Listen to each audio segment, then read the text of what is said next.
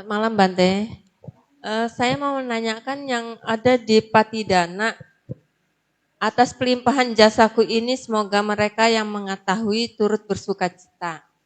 Bagi mereka yang tidak mengetahui, semoga para dewa memberitahukannya. Yang saya mau pertanyakan, semoga para dewa memberitahukannya. Para dewa ini memberitahukannya bagaimana Bante? Sedangkan mereka kan sudah bahagia gitu loh. Itu aja Bante, terima kasih. Terima kasih. Ya.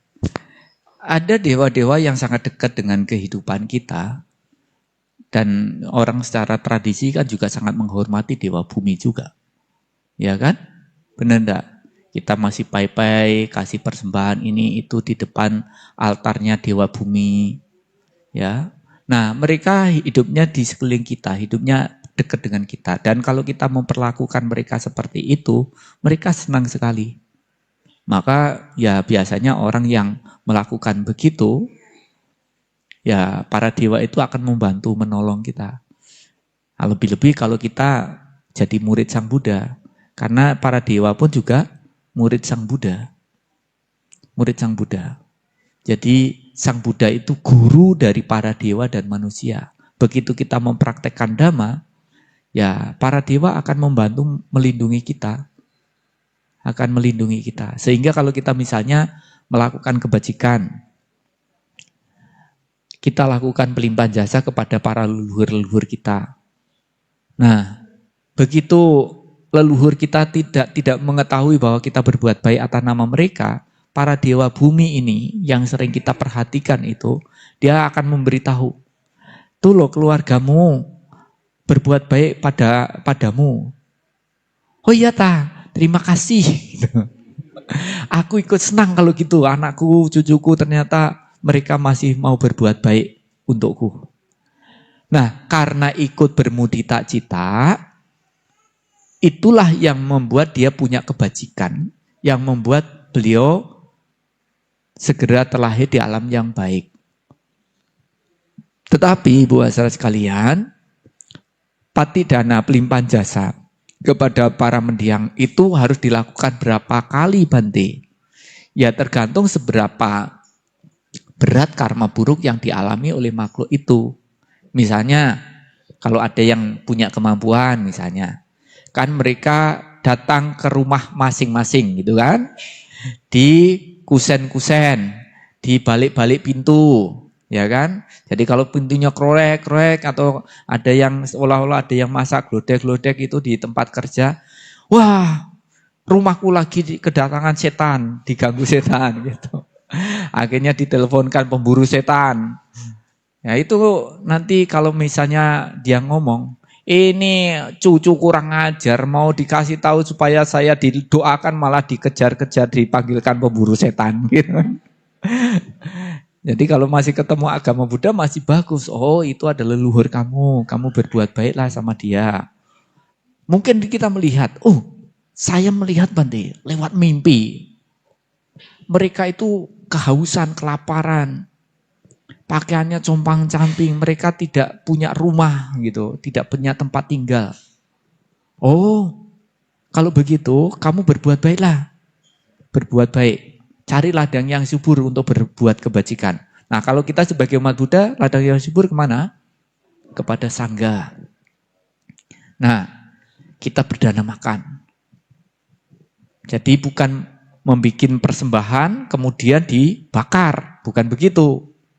Jadi kan ada tradisi yang misalnya kalau kita mau sembahyang leluhur bikin rumah-rumahan, mobil-mobilan, ada pembantunya sekalian gitu kan.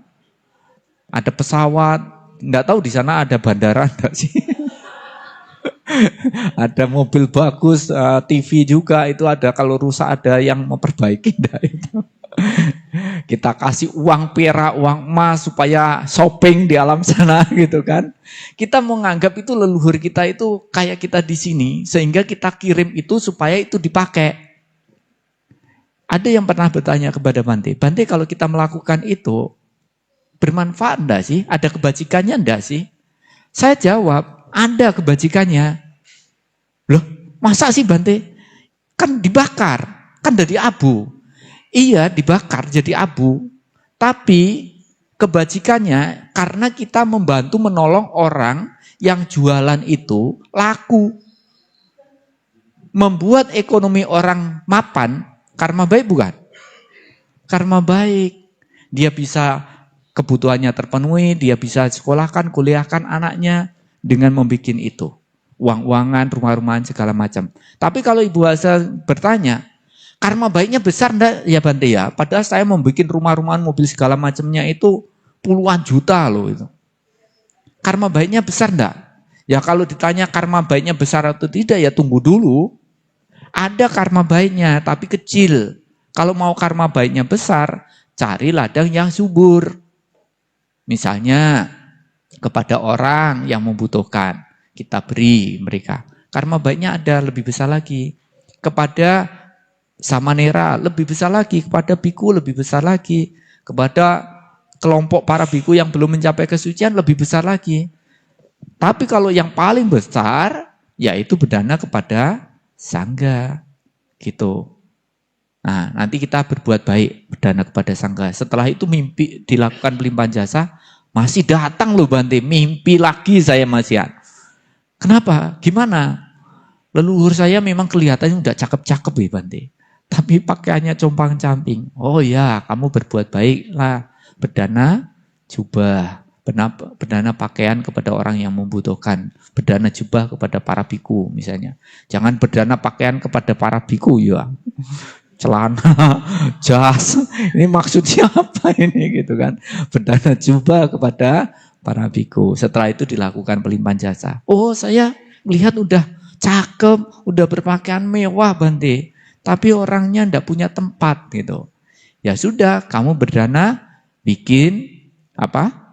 Kuti. Saya berdana kuti atas nama leluhur saya gitu. Bisa.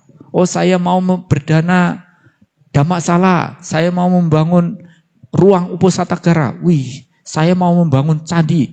Itu karma baiknya besar sekali. Semakin besar gitu. Jadi kalau misalnya ada mau membangun apa Dhammasala, dana.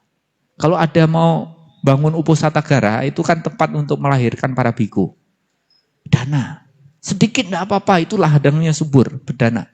Kita mampunya satu genteng, enggak apa-apa. Satu truk pasir, ya kirim, enggak apa-apa. Yang penting kita berdana di ladangnya subur. Apalagi kalau kita berdana di tempat untuk lahirnya para banti tadi, untuk melahirkan para banti tadi, Uposatagara tadi, karma baiknya besar. Tapi akan menjadi besar kalau Ibu ajarkan bukan berdana saja, tapi menjalankan sila atau mempraktekkan meditasi. Makanya kalau di negara Buddhis, kalau ada keluarganya meninggal dunia, anak laki-lakinya mereka menjadi samanera, mereka jadi biku. Walaupun mungkin seminggu atau 2 minggu dia melakukan itu. Kalau kita, begitu ada keluarga kita meninggal dunia, kita berpakaian-pakaian putih-putih.